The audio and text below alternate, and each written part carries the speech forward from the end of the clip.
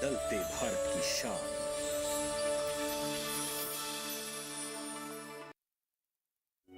अलग हैं हम, ये रफ्तार नई है, ये रफ्तार सही है, ये जज्बा नया है, खुद ब खुद बयां है। आयशर प्राइमर G3, जज्बा नया, जीत नई।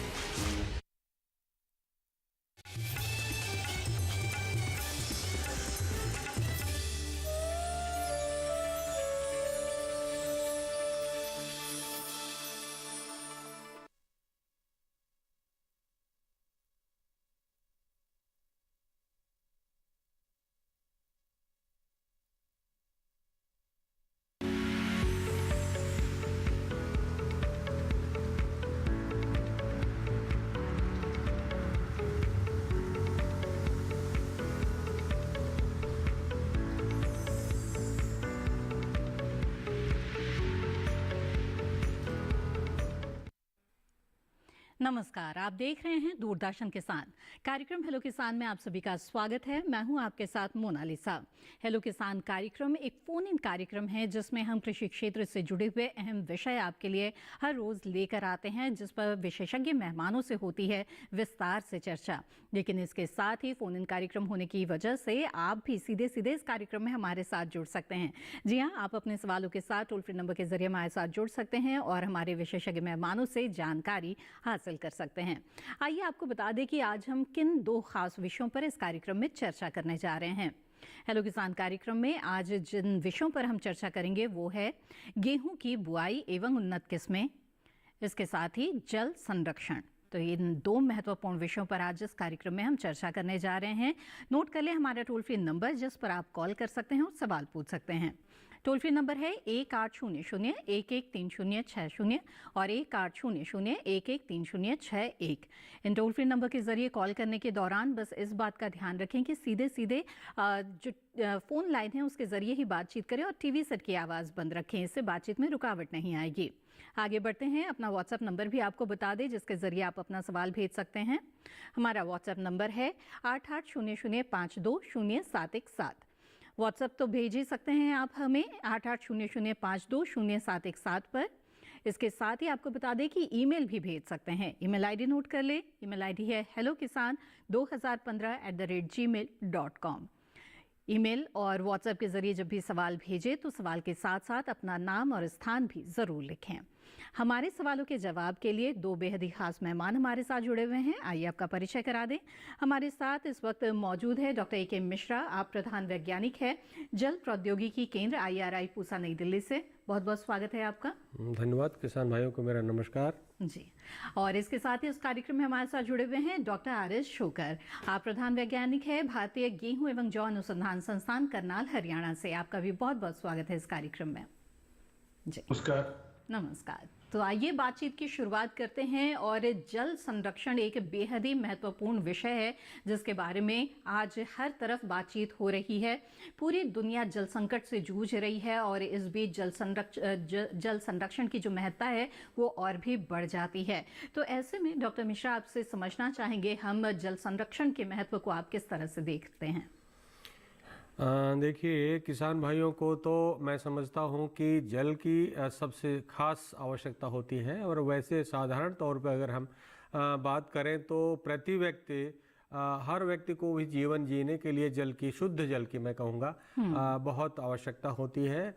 और जल के प्रयोग से या जल की अनुपलब्धता से बहुत समस्याएं होती हैं जी। और किसान भाइयों को मैं समझता हूं कि जल एक ऐसी आगत है जिसका हमेशा उनको सही मात्रा में और उचित समय पर उपलब्धता होना बहुत आवश्यक है, जिससे कि वो अपनी फसलों को अच्छी प्रकार से उगा सकते हैं। और हमारे देश में वैसे तो देखा यह है जा रहा है कि विभिन्न स्थानों में जल का वितरण बहुत असमान है, लेकिन कुल मिलाकर के जल की स्थिति एक अच्छी स्थिति, सुदृढ़ स्थिति मानी जा सकती है। और इसको हम एक वरदान की तरह से देखते हैं। परंतु जिस प्रकार से जल का प्रयोग किया जा रहा है और हमारी जनसंख्या बढ़ती जा रही है, तो उस प्रकार से प्रति व्यक्ति जल की उपलब्धता भी में निरंतर गिरावट आ रही है। साथ में कुछ जलवायु परिवर्तन का भी प्रभाव है जिसमें जल उपलब्धता धीरे धीरे कम हो रही है। तो ऐसी स्थिति में जल संरक्षण एक महत्वपूर्ण प्रविधि है जिसके द्वारा द्वारा कि हम अपने किसान भाइयों को और बाकी जल साधारण को भी शुद्ध और स्वच्छ पेयजल और सिंचाई का जल उपलब्ध करा सकते हैं, जिससे हर प्रकार जैसे से कि डॉक्टर लाभान्वित मिश्रा ने हो सकते बताया, जो किसान हैं उनके लिए बहुत ही महत्वपूर्ण ये विषय है, क्योंकि एक तरफ उनको पानी की आवश्यकता है ताकि फसल की पैदावार अच्छी हो, ताकि उनको सिंचाई की जो उपयुक्त साधन है वो मिल जाए, लेकिन इसके साथ ही उनकी जिम्मेदारी भी बहुत है ताकि वो सिंचाई के साधनों का इस्तेमाल इस तरह से करें कि पानी का दोहन ना हो बल्कि पैदावार अच्छी हो। तो इन विषयों पर विस्तार से चर्चा करेंगे आगे। आइए उससे पहले नजर डाल लेते हैं इस रिपोर्ट पर।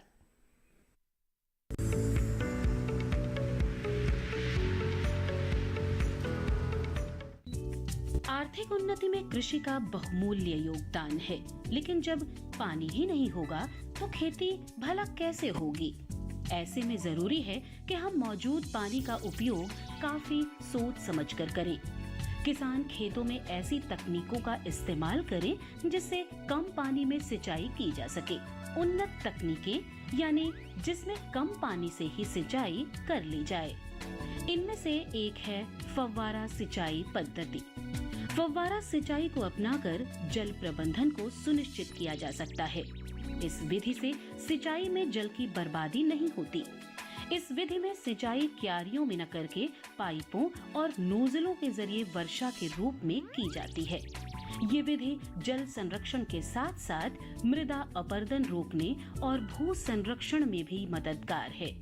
इस विधि से सिंचाई करने से क्यारियों में की गई सिंचाई की तुलना में 30 से 40% पानी बचता है। इसके अलावा जल प्रबंधन के लिए बूंद बूंद यानी ड्रिप सिंचाई पद्धति भी एक अच्छा साधन है। बूंद बूंद विधि से लगभग 60 से 70% पानी की बचत होती है। ये पद्धति रेतीली मिट्टी और ऊबड़ खाबड़ भूमि के लिए भी उपयोगी है। घड़ा सिंचाई पद्धति में मिट्टी के घड़ों का उपयोग करके भी किसान कम पानी में सिंचाई कर सकते हैं। इस पद्धति में 50 से 80% तक पानी की बचत होती है। सरकार भी जल संरक्षण को काफी बढ़ावा दे रही है। इसके लिए सरकार ने राष्ट्रीय जल मिशन, अटल भूजल योजना, प्रधानमंत्री कृषि सिंचाई योजना और जल जीवन मिशन जैसी कई योजनाएं शुरू की हुई हैं।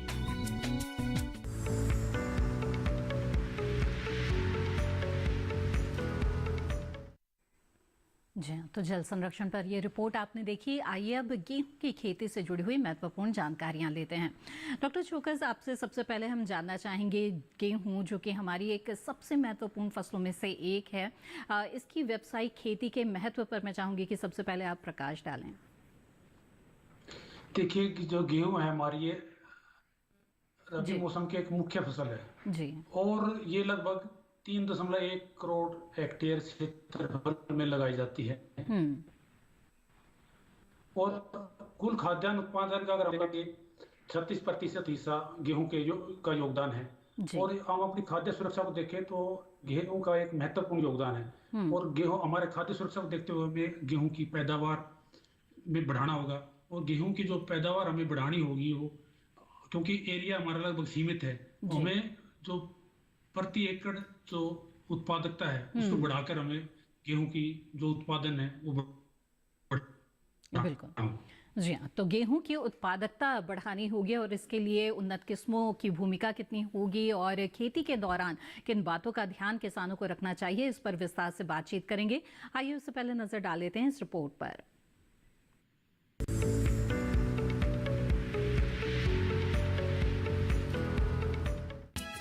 गेहूं हमारे देश की सबसे प्रमुख और पारंपरिक फसलों में से एक है। उत्तर प्रदेश, पंजाब, हरियाणा और मध्य प्रदेश में जमकर गेहूं बोया जाता है। हालांकि अच्छी पैदावार के लिए बुआई से पहले कुछ बातों का ध्यान रखना जरूरी होता है। सबसे पहले अच्छे बीजों का चयन करें। किस्मों की बात करें तो किस्मों का चयन अपने क्षेत्र विशेष यानी इलाके के हिसाब से करें। असिंचित, बारानी और सीमित सिंचाई व समय से बुवाई के लिए गेहूं की उन्नत किस्मों जैसे HI 1531, HI 8627, HI 1500, HD 4672, HD 2987 और किस्में लगा सकते हैं।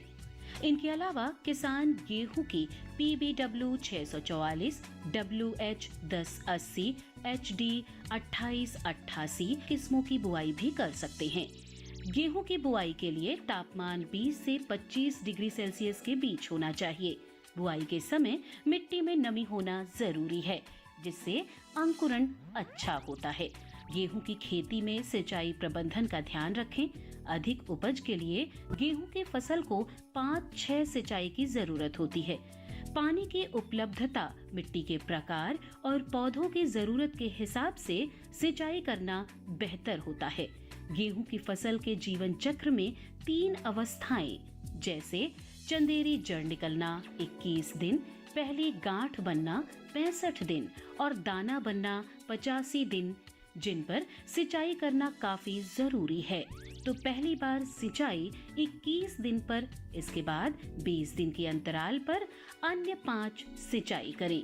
पानी की बचत के लिए गेहूं में फव्वारा या टपक विधि से भी सिंचाई कर सकते हैं।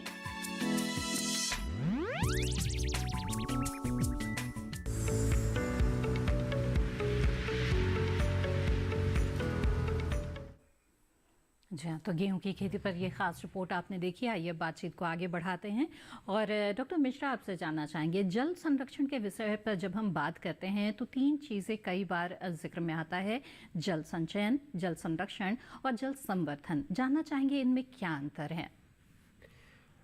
देखिए, ऐसा है कि हमारे देश में जल उपलब्धता को अगर हम देखें तो हमारा देश मानसून वर्षा ग्रहण करता है। मानसून का मतलब है कि हमारे देश में 4 महीने वर्षा के होते हैं। बाकी के जो 4 महीनों का जो पीरियड है जिसमें खरीफ और रबी की फसलें ली जाती हैं और एक जायद की फसल, यानी कि 8 महीने पानी होता नहीं है हमारे देश में। लगभग 100 दिन की बारिश हमारे पास उपलब्ध है और वर्षा जल ही जल का हमारे इस भारत देश में मुख्य स्रोत है जी। और उसी वर्षा जल के कारण ही नदियों में जल प्रवाहित होता है और वही जल अवशोषित कर लिया जाता है, तो हमारा भूजल भी संवर्धित होता है। तो जल संरक्षण की जब हम बात करते हैं तो ये है कि जिन 4 महीनों में जल हमें उपलब्ध होता है वर्षा के रूप में, उसको उसी स्थान पर जहाँ वो उपलब्ध होता है या जहाँ बारिश होती है उस पे किसी प्रकार से रोक के रखने को हम जल संचयन कह सकते हैं जी।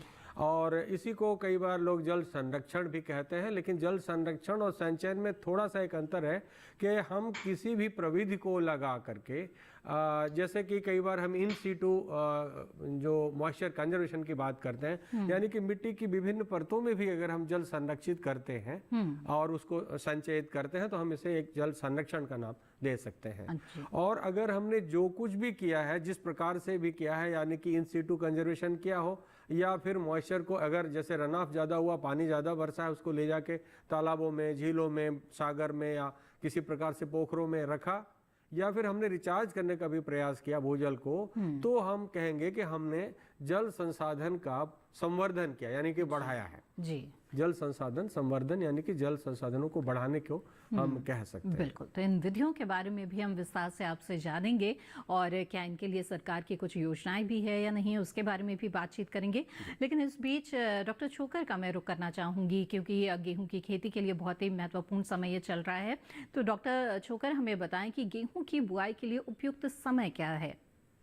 देखिए, जो अभी ये मौसम चल रहा है, ये गेहूं की बुआई के लिए उपयुक्त समय, अगर पूरे भारतवर्ष का हम देखें जी, तो जो नवंबर का प्रथम पखवाड़ा है 1 से 15 नवंबर, जब तापमान लगभग 20 से 25 डिग्री सेल्सियस के आसपास औसतन तापमान आ जाता है, तो ये गेहूं की बुआई के लिए उपयुक्त समय है। अगर हम उत्तर पश्चिमी क्षेत्र लें तो इसमें हम जो गेहूं की बिजाई है, अगेती बिजाई की हम सिफारिश करते हैं। 25 अक्टूबर से किसान भाइयों ने जो गेहूं की बिजाई को करना शुरू कर दिया है जी। तो अब ये उपयुक्त समय है गेहूं की बिजाई। बिल्कुल, तो उपयुक्त समय ये चल रहा है और ऐसे में किन किस्मों का चुनाव किसानों को करना चाहिए, इस पर बात करेंगे आगे। इस बीच हमारे साथ कॉलर जुड़ गए हैं, उनका सवाल ले लेते हैं। विपिन जी सागर मध्य प्रदेश से हमारे साथ हैं इस वक्त। जी विपिन जी, स्वागत है आपका, पूछे अपना सवाल। जी हाँ मैम, नमस्कार। नमस्कार, बताएं। मैम, गेहूं की चीज में डालनी थी थोड़ी सी कम अवधि वाली, क्योंकि अभी हमारे खेतों में मतलब जहाँ पर हमें गेहूं बोना है, अरहर लगी है और लगभग 1 महीने में कट जाएगी, तो क्या उसमें गेहूं बो सकते हैं? और अगर पूछ सकते हैं तो कौन सी किस्म बोनी चाहिए फिर? जी बताएं डॉक्टर छोकर। देखिए, जो किसान भाई मध्य प्रदेश से बोल रहे हैं, ये मध्य भारत में आता है भाग। और क्योंकि अभी अरहर की इनकी फसल कटनी है, तो इन्होंने जो देर से बिजाई की जो किस्में हैं उनका चुनाव करना होगा। उसमें जो मुख्य किस्म है जो अच्छी पैदावार देने वाली है वो HD 2932 है, MP 4010 है और MP 3336 है, HI 1634 है। ये किस्म किसान भाई कोई से भी उपलब्धता के हिसाब से, तो किसान भाई इन किस्मों से कोई से चुनाव कर सकते हैं और अच्छी पैदावार ले सकते हैं देर से बिजाई। बिल्कुल। तो विपिन जी, उम्मीद है आपके सवाल का जवाब मिल गया होगा और जान लिया होगा आपने कि आप गेहूं की किन किस्मों का चुनाव कर सकते हैं। आइए अब आगे बढ़ते हैं और डॉक्टर मिश्रा आपसे जानना चाहेंगे, कृषि में जल का महत्व बहुत ज़्यादा है, ख़ास तौर पे अच्छी पैदावार के लिए सिंचाई की समुचित व्यवस्था करना ज़रूरी है। तो ऐसे में सिंचाई के किन साधनों का इस्तेमाल किसानों को करना चाहिए ताकि पानी की बचत भी हो और फसल की पैदावार भी अच्छी मिले? जी बिल्कुल, मैं समझता हूँ कि हमारे किसान भाई या तो नहरी क्षेत्र में हैं। अगर हम सिंचित क्षेत्रों की बात करें जी, तो नहरों द्वारा जहाँ पे जल उपलब्ध कराया जाता है वो नहरी सिंचित क्षेत्र हैं। और जहाँ पर नहरों के संजाल के द्वारा जल नहीं उपलब्ध हो पाता है वहाँ पर भूजल के उत्थापन से यानी कि ट्यूबवेल सिंचित क्षेत्रों में है। जी, जी। अभी तक ये देखा जा रहा है कि हमारे देश के किसान अभी भी सरफेस इरिगेशन यानी कि सतही सिंचाई की विधियों में ही उलझे हुए हैं। अभी जितने हमारे सरकारी प्रयास हुए हैं, बहुत सारी योजनाएं भी हैं जिनमें PMKSY अग्रणी योजना है, और जितना भी प्रयास हुआ उसमें अभी बहुत कम मात्रा में, बहुत कम क्षेत्रफल जो है उन्नत सिंचाई विधियों में अभी तक हम ला पाने में सक्षम हुए हैं। तो हम ये कहना चाहते हैं अपने किसान भाइयों से कि वे आजकल की उन्नत सिंचाई विधियों को अपनाना शीघ्रता से शुरू कर दें, जिनमें अभी आपने एक जो रिपोर्ट देखी थी उसमें स्प्रिंकलर सिंचाई की विधि, उसके कई वेरिएंट्स हैं, और ड्रिप इरिगेशन की जो बात हो रही है, टपक सिंचाई, वो सबसे ज़्यादा दक्षतापूर्ण मानी गई है। लेकिन यहाँ पर मैं ये भी बताना चाहता हूँ कि बहुत बार हमारे किसान भाई का खेत दूर होता है और जल का स्रोत कहीं और होता है, तो उस स्थिति में वो पानी को चैनल बना के, छोटी छोटी नालियां बना के बहुत दूर तक लेके जाते हैं, जिसमें बहुत सारे जल का ह्रास हो जाता है, यानी कि पानी नीचे सोख लिया जाता है धरती के द्वारा। जी जी। तो जितना पानी वो उठाते हैं अपने पंप के द्वारा या नहर के द्वारा, जितना पानी उनको मिलता है वो जल पूरा खेत में नहीं ले जा पाते हैं। तो इसको हम लोग कन्वेंस लॉस बोलते हैं, यानी कि रास्ते में जो पानी लाने में जो नुकसान होता है। जी। वैसे तो राजस्थान में बहुत सारे किसान भाई बहुत लंबे लंबे पाइपों के द्वारा वो एक जल को एक जगह से दूसरी जगह पे ले जाते हुए देखे जाते हैं। लेकिन अन्य प्रदेशों में भी किसानों को ये सलाह दी जाती है कि आप अगर दूर से कहीं जल ला रहे हो तो अच्छा हो कि जो HDPE प्लास्टिक की पाइप्स है या कैनवास की जो पाइप है, उनके द्वारा जल को एक स्थान से दूसरी जगह पे लेके जाएं और उन्नत सिंचाई विधियों का प्रयोग करें। नंबर एक बात है। आज सिंचाई विधि के प्रयोग करने से ही बात बनने वाली नहीं है। इसमें देखना यह है कि जब आपकी फसल छोटी अवस्था में हो, यानी कि उसका कैनोपी भी, क्षेत्रफल भी कम हो और अभी उसका ज्यादा बढ़वार नहीं हुई हो, तो कम जल से भी काम चलाया जा सकता है। तो इस प्रकार से जैसे जैसे फसल बढ़ती जाए, सिंचाई के दौरान किन किन बातों का ध्यान रखें, कब करें सिंचाई, ये भी बहुत महत्वपूर्ण है। हाँ। तो विस्तार से इस पर करेंगे बातचीत, लेकिन फिलहाल कार्यक्रम में वक्त हो गया है एक छोटे से ब्रेक का। जल्द हाजिर होंगे, आप बने रहें दूरदर्शन किसान पर।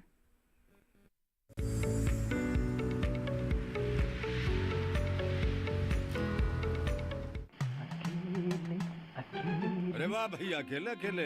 अरे तू भी ले, पर खाएगा कैसे? मैं ऑर्गेनिक खेती की बात कर रहा रे बेटे। अकेले अकेले खेती कब तक करेगा?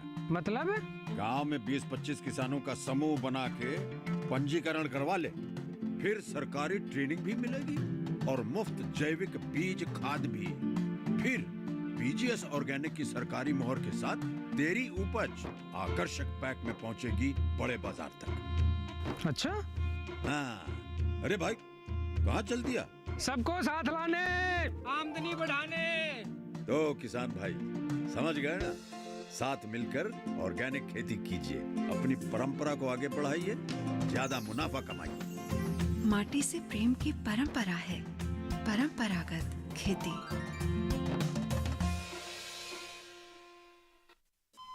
अरे सुन तो। मुझे क्या सुनाना चाहते हो? जो सुनाओ मेरी सौतन को। किसको? अरे वही तुम्हारा मोबाइल फोन जिससे सुबह शाम दिन रात चिपके रहते थे और कहते थे किसान कॉल सेंटर से बातें हो रही हैं। अच्छा ये बात है। हाँ, क्यों, क्या हुआ? अब बात नहीं होती क्या? अब तो झट से बात हो जाती है। ऐसा क्या? हाँ, अब तो ज्यादा लाइनें और खास तकनीक के कारण खेती के माहिरों से तुरंत बात हो जाती है। और अगर कभी लाइन व्यस्त हो तो अपनी समस्या फोन पर रिकॉर्ड करा दो, वहाँ से फोन आ जाता है और समस्या की हल का मैसेज भी आ जाता है। ये देखो आ गया। अरे वाह, इसका मतलब इंतजार की घड़ी अब खत्म। हाँ। तभी मैं सोचूं कि आजकल मुझ पर इतना प्यार क्यों आ रहा है। कृषि संबंधी समस्याओं का अपनी भाषा में तुरंत हल पाने के लिए पूरे भारत में किसी भी फोन से हेल्पलाइन नंबर पर संपर्क करें। किसानों का दोस्त किसान कॉल सेंटर।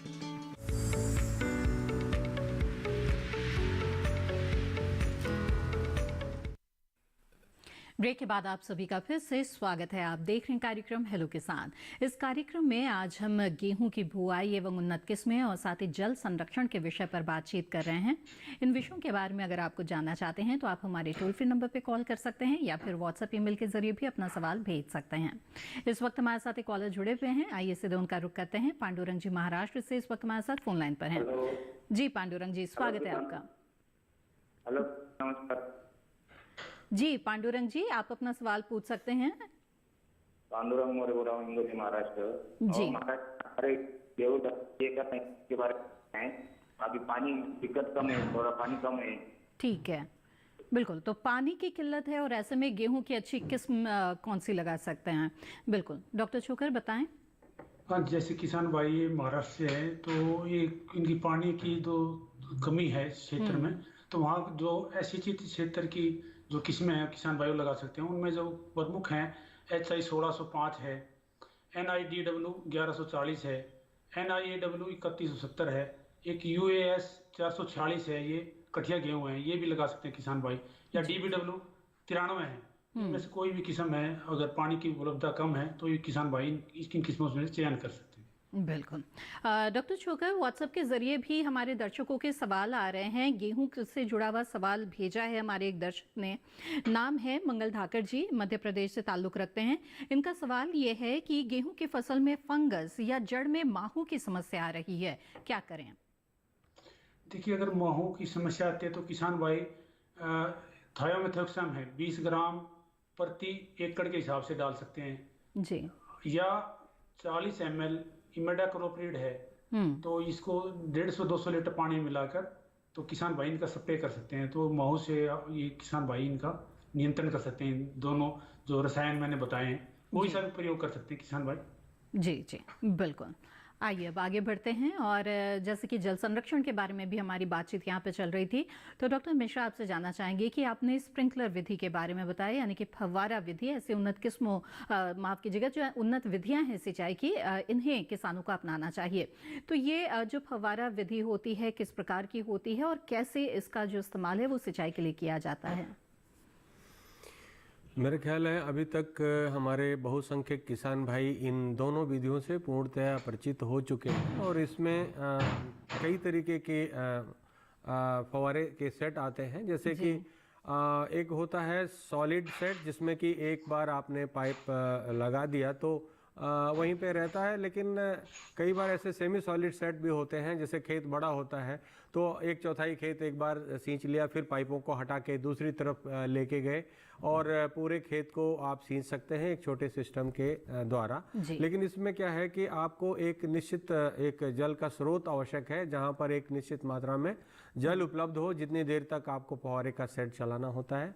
और आपके पास एक प्राइम मूवर होना चाहिए, यानी कि जो पंप को चलाएगा, जिससे कि प्रेशर डेवलप होगा। बेसिकली जो स्प्रिंकलर और ड्रिप जो सिंचाई की विधियां हैं ये pressure irrigation, pressurise irrigation system कहलाती हैं, जिसमें कि हम बहुत उच्च दबाव पे पानी को दूर तक लेके जाते हैं। बिल्कुल। तो इसमें कितनी लागत आ जाती है और क्या इसके लिए किसी तरह की सब्सिडी की भी व्यवस्था है इसे प्रोत्साहित करने? देखिए, ऐसा है कि हमारे देश में जो प्रधानमंत्री कृषि सिंचाई योजना जो चल रही है उसमें इन दोनों उन्नत विधियों को अपनाने के लिए किसानों को सब्सिडी का प्रावधान किया गया है। और डिफरेंट स्टेट्स में अगर हम बात करें तो लगभग 80 से 90% तक की सब्सिडी भी किसानों को उपलब्ध कराई जा रही है प्रधानमंत्री कृषि सिंचाई योजना के एक कंपोनेंट के तहत, जिसमें ये इस प्रकार मतलब फसलों के आधार पर ही आपको सिंचाई के साधन दिए जाते हैं। जैसे किसी को एरो क्रॉप में लगाना है या किसी को औद्यानिक फसलों में लगाना है, तो उसका जो है सेट का साइज क्या होगा, कितना एरिया है, कितना उसके पास जल का स्रोत है, ये सारे एक एक्सपर्ट के द्वारा कैलकुलेट करके और किसान भाई को उपलब्ध कराया जाता है। बिल्कुल। आइए अब आगे बढ़ते हैं, कुछ और सवालों को यहाँ पे शामिल कर लेते हैं। एक सवाल भेजा है विजय कुमार वर्मा जी ने कोटा राजस्थान से। इनका सवाल ये है कि धान कटाई के बाद गेहूं की बुआई के लिए पराली को जलाए बिना हैप्पी सीडर का उपयोग करके किस तरह से गेहूं के लिए खेत तैयार कर सकते हैं और साथ ही किस उन्नत किस्म का चुनाव इन्हें करना चाहिए। जी डॉक्टर शोकर बताएं। देखिए, जो किसान भाई धान काटने के बाद गेहूं की बिजाई की बात कर रहे हैं, तो इसमें हैप्पी सीडर का प्रयोग बहुत अच्छी बात है, कर सकते हैं, क्योंकि फसल अवशेष प्रबंधन अब एक हमारे लिए अब इतनी बड़ी चुनौती नहीं रही। हमारे पास कई मशीनें उपलब्ध हैं, हैप्पी सीडर है, स्मार्ट सीडर है, तो किसान भाई कंबाइन से काटने के बाद तुरंत गेहूं की बिजाई हैप्पी सीडर से कर सकते हैं। जी। दूसरी बात रही किस्मों की, जो किसान भाई जैसे कह रहे थे कोटा से हैं, तो जो मैंने पहले मध्य प्रदेश के लिए देर से बिजाई के लिए मैंने किस्म बताई थी, लेकिन समय से जो बिजाई की जो किस्में हैं वहाँ HI 1544 है, GW 322 है, GW 366 है, इनमें से कोई सी किस्म किसान भाई लगा सकते हैं। इसके बाद HI 1636 किस्म है, वो भी एक अच्छी पैदावार देने वाली किस्म है, इनमें से कोई भी किसान भाई लगा सकता है। जी जी बिल्कुल। आइए अब आगे बढ़ते हैं और अगले कॉलर का रुख करते हैं। अनिल कुमार जी इस वक्त हमारे साथ फोन लाइन पर जुड़े हुए हैं मथुरा उत्तर प्रदेश से। अनिल जी स्वागत है आपका, पूछिए अपना सवाल। मैम ये पूछना चाहता हूँ मैं कि फर्टिलाइजर कितना डालना चाहिए गेहूं में? अच्छा ठीक है, आइए जानते हैं। तो बताएं डॉक्टर शोकर कैसे करें पोषक तत्व प्रबंधन। देखिए कि जो गेहूं में है जी समय से बिजाई है जो पोषक तत्व प्रबंधन के लिए है, तो उसमें हम सिफारिश करते हैं 1 बैग DAP, उसके साथ 25 किलोग्राम MOP, या किसान भाई संतुलित मात्रा में नाइट्रोजन, फास्फोरस और पोटाश डालने के लिए तो किसान भाई NPK 12-32-16 का जो मिक्सचर है वो लगभग 1.5 बैग 75 किलो बिजाई के समय ड्रिल कर सकते हैं। और इसके साथ साथ जो यूरिया की जो मात्रा रहती है, अगर समय से हम बिजाई कर रहे हैं तो उसमें लगभग 2.25 बैग 110 किलो के आसपास यूरिया किसान भाई को डालना होगा। तो इसको 2 भागों में डाल सकते हैं। पहली सिंचाई हम जब करते हैं 20 से 25 दिन के आसपास, और दूसरी सिंचाई 40 से 45 दिन के। तो सिंचाई से पहले जो यूरिया का डालकर तो किसान भाई सिंचाई कर सकते हैं। अगर थोड़ा देर से बिजाई कर रहे हैं तो वहाँ हमें नाइट्रोजन की मात्रा है तो घटा देनी है। DAP या NPK जो 12-32-16 का मिक्सचर है वो तो उसकी मात्रा सेम रहेगी, और जो नाइट्रोजन है यूरिया देर से बिजाई में 85 किलोग्राम यूरिया प्रति एकड़ किसान भाई प्रयोग में ला सकते हैं। और दूसरा है बेहतर होगा तो किसान भाई जो अपनी मिट्टी का परीक्षण अवश्य करा लें। कई बार देखा है कि मतलब कुछ सूक्ष्म तत्वों की कमी हो जाती है, तो उस हिसाब से किसान भाई सूक्ष्म तत्व जैसे जिंक है, आयरन है, मैग्नीज है या मैग्नीशियम है, तो इनके भी आप मिट्टी का परीक्षण करें, उनके अनुसार आप इन जो सूक्ष्म तत्व है इनका प्रयोग कर सकते हैं। अगर जो हम समय के पोषक तत्व प्रबंधन करें तो हम अच्छी पैदावार किसान भाई ले सकते हैं। बिल्कुल। तो अनिल जी उम्मीद है आपके सवाल का जवाब मिल गया होगा। आइए अब आगे बढ़ते हैं और डॉक्टर मिश्रा आप हमें टपक सिंचाई और ड्रिप इरिगेशन और स्प्रिंकलर इरिगेशन के बारे में बता रहे थे। तो जब भी टपक सिंचाई और फव्वारा विधि को अपनाते हैं किसान, तो इस दौरान उन्हें किन बातों का खास तौर पर ध्यान रखना चाहिए, कौन सी सावधानी बरतनी चाहिए? बिल्कुल आपने सवाल पूछा है सिंचाई के बारे में, हम इस पे चर्चा कर रहे हैं, लेकिन मैं समझता हूँ कि जब जल संरक्षण की बात करते हैं हम लोग, तो इसका जो क्षेत्र है वो बहुत व्यापक है और हमारे किसान भाइयों का काम बहुत पहले से शुरू होना चाहिए। वर्षा के मौसम से पहले से तैयारी करनी चाहिए। और सबसे पहले तो मैं ये कहूँगा कि जहाँ पे बरसात होती है, जब भी जल उपलब्ध होता है, किसानों को हर वो तजवीज़ अपनानी चाहिए, वो काम करने चाहिए जिससे कि हम अपने जल को अपने ही क्षेत्र में, यानी कि जहाँ वो गिरता है, खेत का पानी खेत में हम रोके रख सकें। पहली बात तो यह है जी। और दूसरी बात यह है कि गांव का पानी, मैं हमेशा इस बात की बहुत कोशिश करता हूं कि अपने किसान भाइयों को यहाँ पे बताऊं कि पहले तो आपके पास स्रोत उपलब्ध होना चाहिए। सिंचाई के साधन बाद में आएंगे और वो इनडायरेक्टली जल संरक्षण में मदद करते हैं। मैं आपके इस सवाल का जवाब दूंगा, लेकिन मैं सबसे पहले यही वकालत करता हूं जहां कहीं पे जाता हूं किसान भाइयों से, कि जैसे कि आप देखेंगे ग्राउंड वाटर को पंप करेंगे तो उसमें खर्चा लगता है। तो आज जल फ्रीली उपलब्ध नहीं है, उसमें खर्चा शामिल है। इसलिए प्रयास ये होना चाहिए कि मितव्ययतापूर्ण जल का प्रयोग किया जाए। तो निश्चित तौर पर ये दक्षतापूर्ण जो विधियां हैं ये प्रयोग में लाई जा सकती हैं, और अच्छा होगा अगर इनको ग्राउंड वाटर को उत्थापित ना करके सरफेस वाटर से मिले तो थोड़ा आपकी कॉस्ट कम हो जाएगी।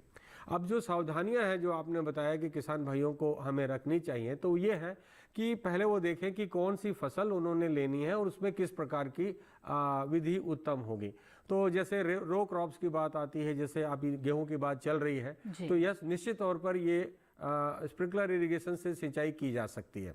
अब लेकिन जहाँ पे सरसों की बात आती है, जिसमें कि कुछ समय के बाद पुष्पन की अवस्था आती है, फूल आ जाते हैं, तो उस समय अगर हम स्प्रिंकलर से सिंचाई करते हैं तो ऐसी फसल में फूल झड़ सकते हैं। इसके पहले कि परागण हो जाए और दाना बनने की अवस्था है, तो वहाँ पे सिंचाई की विधि का चयन बहुत इंपॉर्टेंट है और उसको क्रॉप की स्थिति के आधार पे देखा जा सकता है। नंबर एक बात। नंबर दूसरी बात यह है कि मिट्टी की जो कंडीशन है, जैसे कि जो मिट्टी है जिसमें जल अवशोषण क्षमता ज्यादा होती है, तो वहां पे स्प्रिंकलर सिस्टम बहुत अच्छा काम कर सकता है जी। और रही ड्रिप सिस्टम की बात, तो यह है कि वो आजकल हर फसल में लगभग वैज्ञानिकों ने ये दिखा दिया है कि ड्रिप इरिगेशन सिस्टम हर तरीके की फसल में सफलतापूर्वक प्रयोग किया जा सकता है। और इसमें क्या है कि दो तरीके हैं, यानी कि अगर सरफेस पे लेटरल लाइन बिछा देते हैं तो उससे ज़्यादा अधिक बचत जो होती है सब सरफेस, यहाँ तक कि जहाँ बिल्कुल पानी की कम व्यवस्था है, जैसे कि हमारे एक किसान भाई राजस्थान से बात कर रहे थे, तो वहाँ पे सिर्फ जड़ को ही सिंचित करना, जड़ों को सींचना, क्योंकि जड़ें ही पानी को अवशोषित करती हैं। तो उससे ऊपर जो पानी गिरता है जिसका कि इवापोरेशन होकर के लॉस होने की संभावना है, उस पे भी अंकुश लगाया जा सकता है। तो ये तजवीज की जा रही है आजकल वैज्ञानिकों के द्वारा। बिल्कुल। आइए अब आगे बढ़ते हैं और हमारे साथ इस बीच एक कॉलर जुड़ गए हैं, उनका सवाल यहाँ पर ले लेते हैं। कुलदीप जी उत्तर प्रदेश से इस वक्त हमारे साथ जुड़े हुए हैं। कुलदीप जी स्वागत है आपका, बताइए क्या जानना चाहते हैं। हाँ जी, हमारे यहाँ जालौन से बोल रहे हैं जी। और इस समय हमारे गेहूं की बुवाई कौन सी करें जी? गेहूं की बुआई चल रही है आप कह रहे हैं? हाँ, गेहूं की बुवाई। ठीक है, तो ऐसे में सवाल क्या है आपका? हेलो कुलदीप जी। हाँ जी, हाँ जी, गेहूं की बुवाई हम जो चाहते हैं कि कौन सी फसल हम बोए इस समय, कौन सी नस्ल जी, कौन सी किस्म बोई है जानना चाहते हैं। आइए जानते हैं जी, डॉक्टर शोकर बताएं। जैसे किसान भाई उत्तर प्रदेश से बोल रहे थे, तो दो तीन किस्में बड़ी अच्छी किस्में हैं। DBW 187 है, DBW 222 है, या PBW 826 है। इनमें से किसान भाई कोई सी भी किस्म उगा सकते हैं, अच्छी पैदावार ले सकते हैं। जी जी बिल्कुल। तो कुलदीप जी जान लिया आपने, आप अपने क्षेत्र में किन उन्नत किस्मों का चुनाव कर सकते हैं। और इसी के साथ यहाँ पर कार्यक्रम में वक्त हो गया है एक और छोटे से ब्रेक का। जल्द हाजिर होंगे, आप बने रहें दूरदर्शन किसान पर।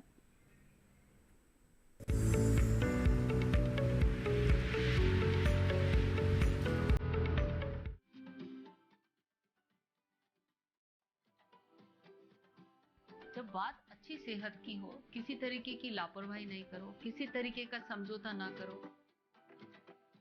ना बरतें लापरवाही, लक्षणों को पहचानें और लें डॉक्टर की सलाह।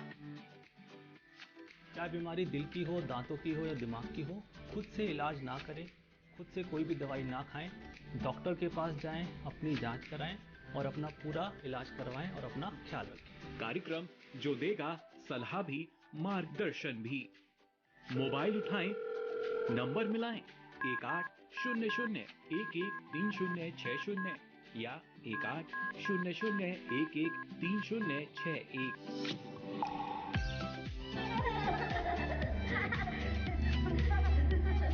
आपके अपने फोन इन कार्यक्रम स्वस्थ किसान में हर शनिवार शाम 6 से 7 बजे सिर्फ डीडी किसान पर।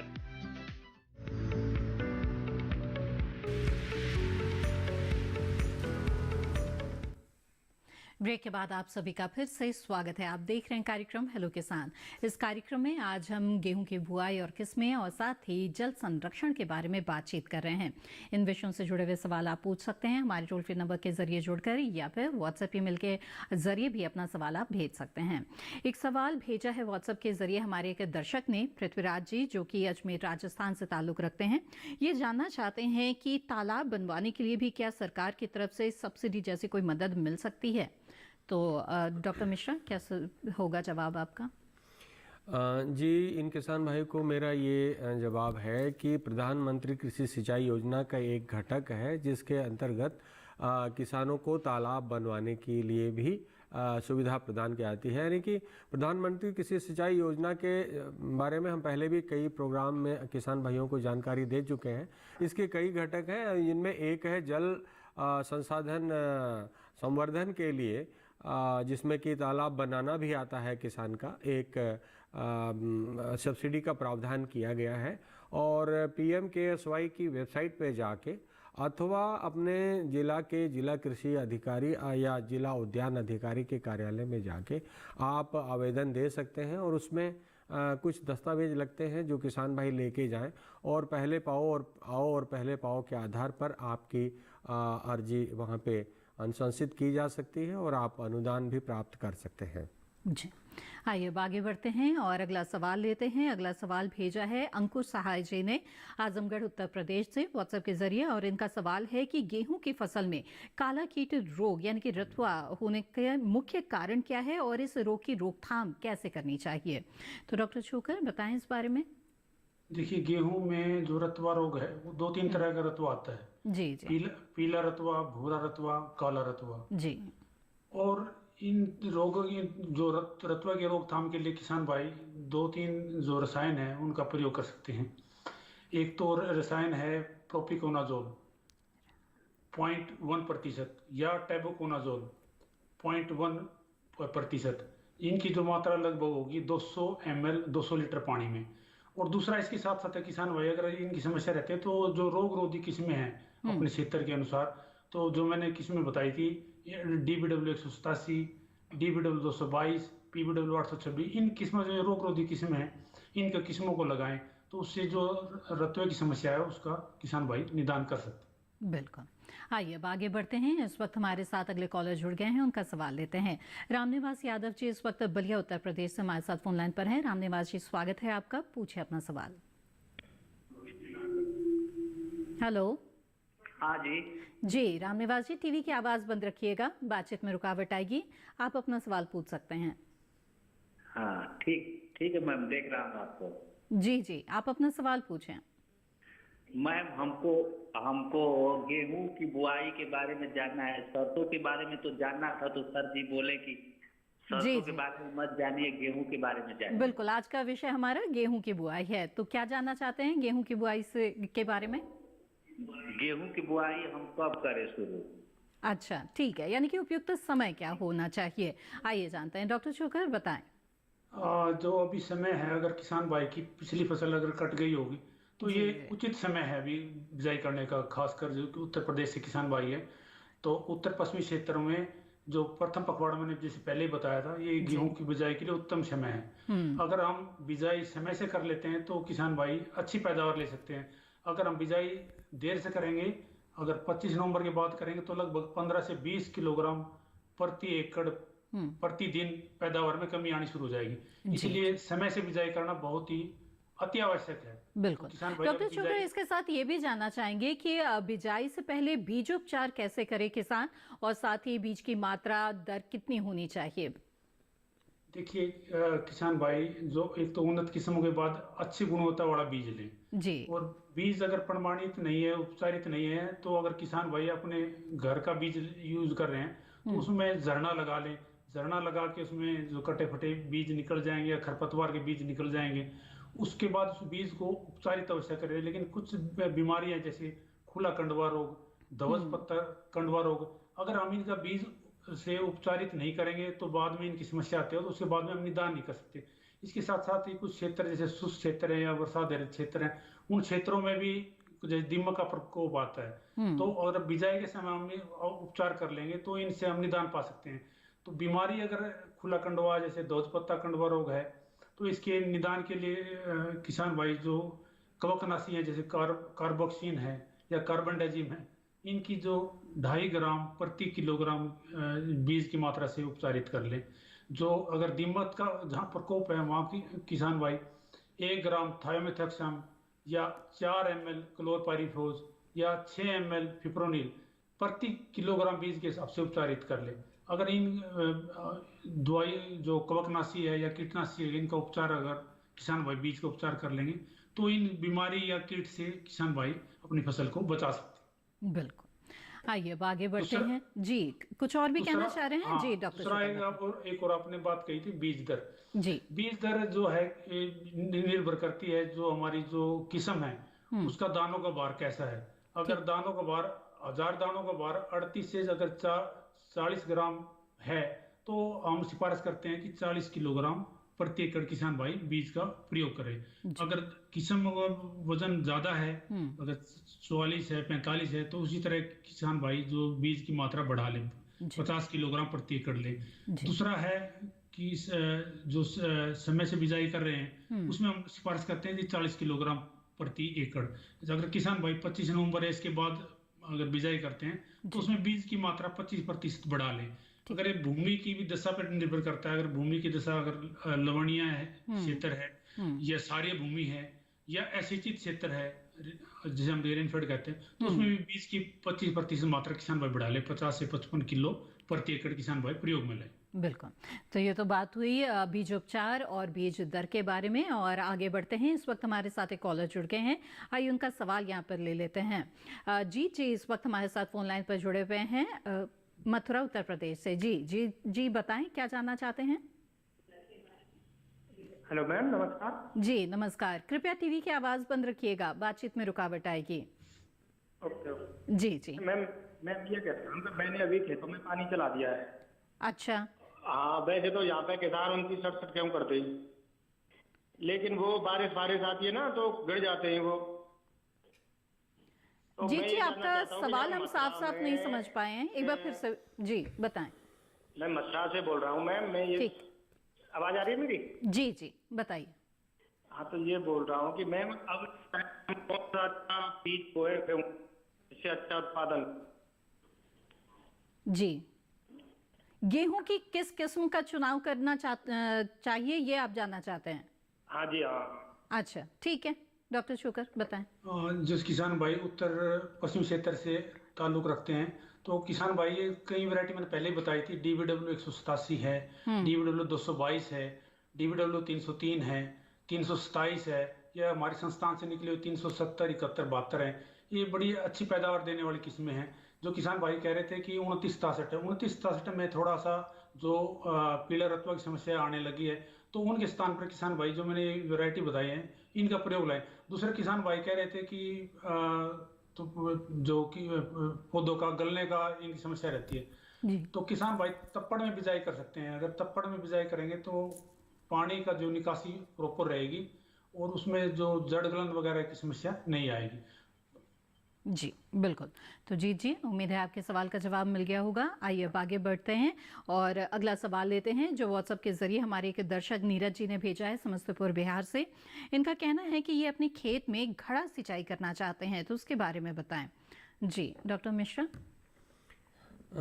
देखिए वैसे तो अभी आपने जो प्रोग्राम देखा था उसमें भी घड़ा सिंचाई के बारे में कहा गया था, लेकिन चूंकि घड़ों की भी एक कीमत होती है और अगर आप देखेंगे कि रो क्रॉप में तो शायद ये संभव नहीं है, परंतु अगर आपके पास आपने कोई नया बाग लगाया है मान लीजिए या कोई किसी भी प्रकार का कोई बाग है उसमें आप निश्चित तौर पर घड़ा सिंचाई कर सकते हैं और वो सबसे सस्ती सिंचाई की मेरा ख्याल है किसान भाई बहुत कम पैसा लगा करके सिंचाई की एक विधि की तरफ जाना चाहते हैं। तो उसमें यह हो सकता है कि आप जिन पौधों में सिंचाई करना चाहते हैं उसकी जड़ के पास थोड़ा सा दूर हट के लगभग 1 फीट दूरी बनाए रखें क्योंकि जिससे जड़ ना कट जाए।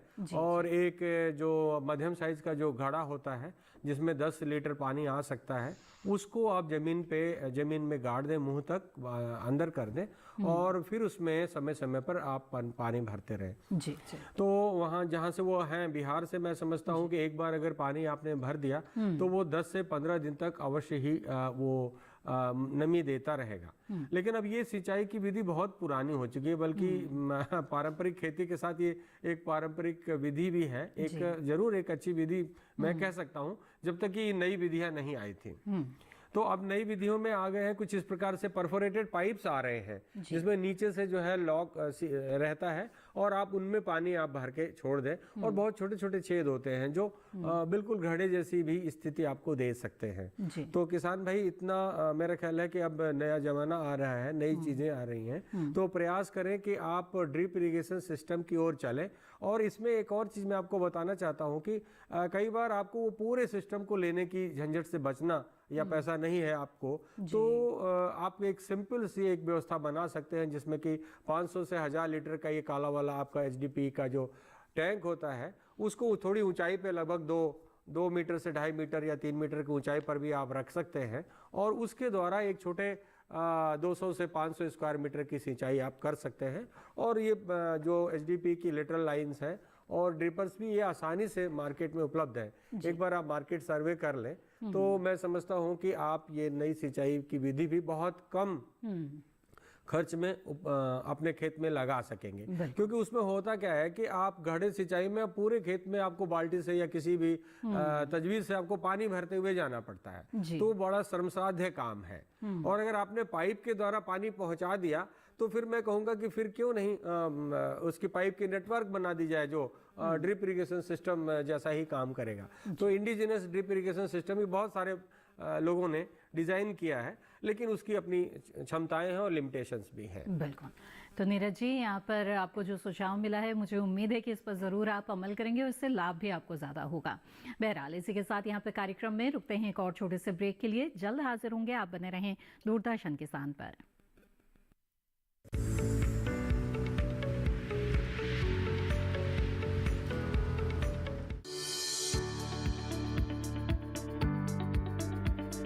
कृषि और पशुपालन है एक दूसरे के पूरक। घर आंगन से लेकर व्यावसायिक फार्म तक, मुर्गी पालन से लेकर रेगिस्तान के जहाज तक, बीमारियों से अब पशुपालक ना हो परेशान। विशेषज्ञ करेंगे आपकी समस्या का समाधान।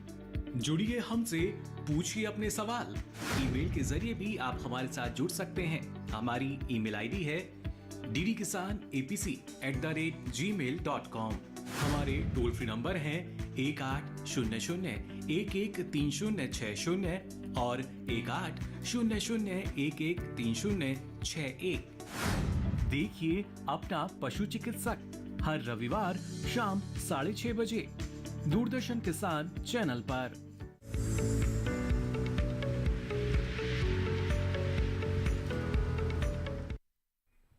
ब्रेक के बाद आप सभी का फिर से स्वागत है कार्यक्रम हेलो किसान में। इस वक्त हमारे साथ एक कॉलर जुड़े हुए हैं, आइए सीधे उनसे बातचीत करते हैं। रूपराम जी भरतपुर राजस्थान से इस वक्त हमारे साथ जुड़े हुए हैं। रूपराम जी, स्वागत है आपका, पूछे अपना सवाल। जी मैम नमस्कार। जी नमस्कार, बताइए। मैं भरतपुर राजस्थान से बोल रहा हूँ जी। ये हम अगेती गेहूं की जी अगेती गेहूं की बुआई करना चाहते हैं जी। तो सवाल क्या है? सवाल ये है कौन सी वैरायटी लगा सकते हैं हमारे यहाँ? अच्छा ठीक है, आइए जानते हैं। डॉक्टर छोकर बताएं। मैंने जैसे पहले बताया था कि DBW 187 है, DBW 222 है, DBW 327 है, 370 71 72 या PBW 826 है। इनमें से किसान भाई कोई सी भी किस्म जिसकी बीज की उपलब्धता हो तो लगा सकते हैं। जी डॉक्टर छोकर, आपसे जानना चाहेंगे कि गेहूं की खेती के दौरान खरपतवारों की अगर समस्या आ रही है तो किस तरह से किसान इससे छुटकारा पाएं? देखिए, गेहूं में जो मुख्य समस्या है वो खरपतवार एक बहुत बड़ी समस्या है। जी जी। अगर हम खासकर उत्तर पश्चिमी क्षेत्र लें तो इसमें ये समस्या ज्यादा गंभीर है, क्योंकि यहाँ कुछ खरपतवारों में प्रतिरोधकता आ गई है। जैसे हम बात करें मुडुसी कणकी, जिसे गुलिंडा भी कहते हैं, इसमें है जंगली जई है, जंगली पालक है, बातू है। ये पहले ये खरपतवार आसानी से नियंत्रण हो जाते थे, लेकिन अब इनमें बहुत शाकनाशी प्रतिरोधकता आ गई है। तो इनके नियंत्रण के लिए किसान भाइयों को समेकित खरपतवार प्रबंधन अपनाना होगा। अगर हम बात करें जो मुख्य समस्या है, वो सबसे बड़ी समस्या है मुडुसी कण की गुल्ली डंडा। इसमें पहले आइसोप्रोटोन के प्रति प्रतिरोधकता आई, फिर क्लोडिनाफोप, फिर पिनोक्साडेन, सल्फासल्फिरोन। अब जो पोस्ट इमरजेंस जो हर्बिसाइड थी, इनके प्रति इसमें प्रतिरोधकता आ गई और किसान भाई बिजाई से ही इसका नियंत्रण करना होगा। तो हमें नई शाकनाशी जिसकी हमने सिफारिश की थी वह पायरोसल्फोन। बाजार में ये 2-3 नाम से उपलब्ध है, अवकीरा, जिडवा, मोमीजी। इसकी जो उत्पाद मात्रा है 60 ग्राम प्रति एकड़। तो बिजाई करते ही 3 दिन के अंदर अंदर अगर किसान भाई डाल लेते हैं तो जंगली जई और मुंडूसी इसका अच्छी तरह नियंत्रण कर सकते हैं। लेकिन ये जो शाकनाशी है, कुछ खरपतवार जैसे चौड़े पत्ते के उन पे प्रभावी नियंत्रण नहीं लेते। अगर इसके बाद भी किसान भाइयों का अगर चौड़े पत्ते की समस्या रहती है तो वहाँ किसान भाई 2,4-D या मेटसल्फ्यूरोन या एफिनिटी, इनमें से किसी एक दवाई का भी प्रयोग कर सकते हैं, तो चौड़े पत्ती का भी खरपतवार का नियंत्रण कर सकते हैं। लेकिन कुछ खेतों में देखा गया है कि कई तरह के खरपतवार चौड़े पत्ते के पाए जाते हैं, तो वहाँ किसान भाई एफिनिटी और मेटसल्फ्यूरोन दोनों को अगर मिला के डाल लेंगे, 20 ग्राम एफिनिटी और 4 से 5 ग्राम मेटसल्फ्यूरोन, तो चौड़े पत्ते की जिस तरह अलग अलग तरह की समस्या होगी तो गेहूं में उसका निदान किसान भाई कर सकते हैं। बिल्कुल। डॉक्टर चोकर, कार्यक्रम के दौरान गेहूं की फसल में लगने वाली कुछ महत्वपूर्ण बीमारियों के बारे में तो हमने बात की है, कुछ ऐसे कीटों के बारे में बताएं जो फसल को प्रभावित कर सकते हैं और कैसे छुटकारा पाएं। देखिए, एक तो मुख्य समस्या आती है गेहूं में दीमक है। अच्छा। दीमक की जैसे मैंने पहले बताया था, तो बीज उपचार हम कर सकते हैं, थायोमेथाक्सम 1 ग्राम या क्लोरपाइरिफेज या फिप्रोनिल, इसका उपचार कर सकते हैं। अगर खड़ी फसल में इसकी दीमक की समस्या आ जाती है तो किसान भाई क्लोरपाइरिफोज है लगभग 2 लीटर पानी में मिलाकर 20 किलोग्राम रेत में मिलाकर और छिड़काव कर दें, इसके बाद सिंचाई कर दें, तो खड़ी फसल में भी अगर प्रकोप रहता है तो दीमक का तो नियंत्रण कर सकते हैं। इसके अलावा जो गेहूं में एक एफिड है, चेपा महू है, इसकी समस्या आती है बाद में फरवरी मार्च में, तो उसके नियंत्रण के लिए भी किसान भाई 20 ग्राम थायोमेथाक्सम या 400 ml मैलाथियोन कोई सी भी एक दवाई का प्रयोग कर सकते हैं। तो जो एफिड है, चेपा है, इसका नियंत्रण कर सकते हैं। लेकिन कुछ खेतों में जैसे सूंडी है, इसका प्रकोप भी, गुलाबी सूंडी है या दूसरे सैनिक सूंडी है, इसकी समस्या भी आ जाती है। तो वहाँ किसान भाई क्विनिल फोज है, अगर गुलाबी सूंडी का प्रकोप है तो हमें मात्रा ज्यादा लेनी पड़ेगी, 800 ml क्विनिल फोज प्रति एकड़। या सैनिक कीट है तो अगर उसमें 400 ml क्विनिल फोज प्रति एकड़ किसान भाई प्रयोग में ला सकते हैं। तो ये जो कीट है इनका नियंत्रण कर सकते हैं। बिल्कुल। डॉक्टर चोकर, आपने बहुत ही अहम जानकारियां दी हमें कार्यक्रम के दौरान। बहुत बहुत धन्यवाद हमारे साथ जुड़ने के लिए। आइए अब बातचीत को आगे बढ़ाते हैं और डॉक्टर मिश्रा आपसे जानना चाहेंगे कि गेहूं की तरह ही और भी कई फसलें हैं जिनमें अच्छी उत्पादकता के लिए कई बार सिंचाई करनी पड़ती है, कई बार 5-6 बार भी सिंचाई करनी पड़ती है। तो ऐसे में आप उन्हें क्या विकल्प सुझाना चाहेंगे जिससे उत्पादकता में असर न पड़े? देखिए, अभी गेहूं की चर्चा हो रही है तो मैं गेहूं के पूरे फसल को देखता हूं तो सबसे पहले ये पता चलता है कि बिजाई से पहले किसान भाई एक पलेवा का कार्य कर रहे हैं। क्योंकि जब तक वो एक फसल काट के अगली फसल बोने का प्रयास करते हैं, मिट्टी बहुत सूख जाती है और एक अंकुरण के लिए एक स्पेशल जो खास नमी है, लगभग 20% मॉइस्चर या 25% मॉइस्चर, जिसको हम लोग टारगेट कर रहे हैं, वो लाने के लिए पहले किसान पलेवा करते हैं। तो पलेवा में खेत में खूब ज़्यादा पानी भर दिया जाता है। मैं समझता हूँ 10 सेंटीमीटर से भी ज़्यादा किसान पानी भर देता है। तो उससे एक तो होता है कि उसको सूखने में और जब तक मशीन चलाने लायक यानी कि ट्रैक्टर से जुताई करने के लायक वो समय आए तो 15-20 दिन का नुकसान हो जाता है। और चूंकि हमें चाहिए 10 सेंटीमीटर कम से कम बस गीला होना चाहिए, तो मैं समझता हूँ कि अगर शुरुआती सिंचाई जो है हल्की की जाए, एक लाइट स्किफिंग जिसको हम लोग बोलते हैं सिंचाई की जाए, तो काफ़ी एक मात्रा में पानी हम बचत कर सकते हैं, जिसको कि जैसे कि क्रांतिक अवस्थाएं जो आएंगी उनमें पहली क्रांतिक अवस्था पे हम दे सकेंगे, तो हम उसमें काफ़ी जल की बचत कर सकेंगे। दूसरा यह है कि जैसे एक्वा फर्टिसीड्रिल के द्वारा बुवाई करना, जिसके बारे में हम पहले भी प्रोग्राम में अपने किसान भाइयों को जानकारी दे चुके हैं। इसमें बीज के पीछे पीछे पानी गिराया जाता है कूड़ों में। सीड ड्रिल के साथ में मतलब पानी का टैंक भी लगा रहता है। हमारे पूसा संस्थान में इस मशीन का आविष्कार किया गया था और बहुत दिनों से ये प्रचलन में है। तो इसमें एक बार अगर सूखे खेत में सूखी बिजाई करते समय और बीज के लाइनों के पीछे पानी भी डाल दिया जाता है तो बीजों को अंकुरण होने के लिए उतने नमी प्राप्त हो जाती है। जी जी। और वो उसके कुछ दिन के बाद जब बीज अपना थोड़ा सा बढ़वार हो जाती है और 15-20 दिन के बाद वो जो पहली क्रांतिक अवस्था आने वाली होती है तो उस पानी को आप प्रयोग कर लीजिए तो आपकी जो पलेवा की सिंचाई है उससे आपको दोनों काम हो जाते हैं। सबसे पहले एक जल संरक्षण का मतलब मैं समझता हूं कि सबसे महत्वपूर्ण पहलू यही है कि अगर आप इसी को कर लेंगे तो एक सिंचाई के लिए आपके पास पानी आ गया। जी जी बिल्कुल। दूसरी बात है जो क्रांतिक अवस्थाओं में 5 से 6 पानी की जो रिकमेंडेशन जो पहले मैं समझता हूँ कि ये पहले थी लेकिन अब हमने इसको घटा लिया है, लगभग 4 सिंचाई तक हम आ गए हैं। और जैसे इस उत्तर मैदानी क्षेत्रों में देखा ये गया है कि जाड़े में दिसंबर या जनवरी के मध्य में एक बार महावट जिसका नाम है एक बारिश होती ही होती है। ठीक है। तो उस समय बिल्कुल अगर मौसम पूर्वानुमान का भी ध्यान रखा जाए तो हमारे किसान भाई एक सिंचाई की बचत वहां से कर सकते हैं। और तो मौसम पूर्वानुमान पर भी ध्यान रखना जरूरी है क्योंकि जब बारिश हो रही है तो आपको अलग से फिर सिंचाई करने की आवश्यकता नहीं है। सिंचाई करने का जो समय है अंतराल है वो आप फिर से तय कर सकते हैं। डॉक्टर मिश्रा बहुत अच्छी जानकारियां आपने कार्यक्रम के दौरान हमें दी, बहुत बहुत धन्यवाद आपका। धन्यवाद किसान भाइयों को नमस्कार। जी तो विस्तार से जाना आज आपने कि किस तरह से खेती किसानी के दौरान भी आप जल संरक्षण कर सकते हैं और साथ ही गेहूं की बुआई और उसकी किस्मों के बारे में भी यहाँ पर आपको जानकारी मिली। हमें उम्मीद है ये जानकारियां आपके लिए जरूर लाभकारी साबित होंगी। आइए अब आगे बढ़ते हैं, बता दें आपको हेलो किसान कार्यक्रम के अगले विषय के बारे में। हेलो किसान कार्यक्रम में जो अगला विषय रहेगा जिस पर चर्चा की जाएगी वो है कृषि शिक्षा एवं पशु चिकित्सा मुख्य रोजगार के अवसर। साथ ही बातचीत होगी खेती में आधुनिक कृषि यंत्रों के प्रयोग के बारे में। इन विषयों से जुड़े हुए सवाल आप हमें भेज सकते हैं ईमेल के माध्यम से। नोट कर ले ईमेल आईडी। ईमेल आईडी है hellokisan2015@gmail.com। इसके साथ ही आपको बता दें कि दूरदर्शन किसान के कॉल सेंटर नंबर पर भी आप कॉल कर सकते हैं और अपने सवाल दर्ज करा सकते हैं। हमारा टोल फ्री नंबर है 1800-113060। ये टोल फ्री नंबर है जिस पर सोमवार से शनिवार सुबह 6 बजे से रात 10 बजे के बीच कॉल करके आप अपने सवाल दर्ज करा सकते हैं। साथ ही दूरदर्शन किसान को आप कभी भी दूरदर्शन किसान के YouTube चैनल के माध्यम से देख सकते हैं। इसके लिए टीवी स्क्रीन पर दिखाए जा रहे इस QR कोड को स्कैन करें। इसके साथ हेलो किसान में आज बस इतना ही। हमें दीजिए इजाजत। आप बने रहें दूरदर्शन किसान पर। नमस्कार।